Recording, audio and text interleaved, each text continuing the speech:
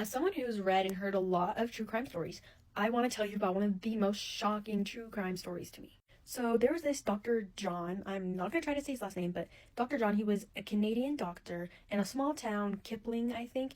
Very well renowned doctor, super liked, super respected. One of the best doctors that town had. So the people really liked him. You know, he was just a well known guy. And one day this girl came out saying that he had sexually assaulted her.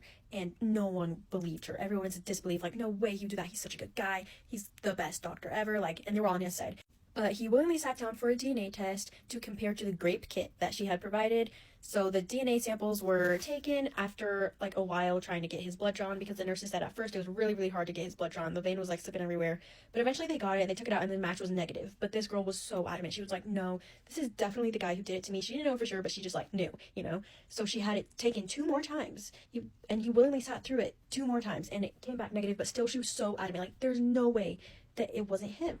And so she hired a private detective to try and gather some evidence. And eventually the private detective got a hold of a chapstick and sent it to a lab, and the result came back positive.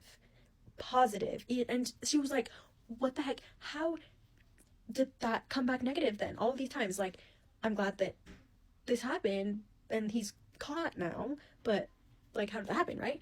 So more digging was done, and apparently he had been also assaulting his stepdaughter, and he had been getting away by making a big cut up in his arm and inserting a tube filled with other people's blood that he had been keeping. Because he was a doctor, he would steal people's blood and preserve them in a vial, so that when he had to give his DNA, he would put the tube in his arm through that cut and make it seem like that was the vein. So that's why it was rolling around everywhere when the nurses were trying to get the blood, because it was a fake vein.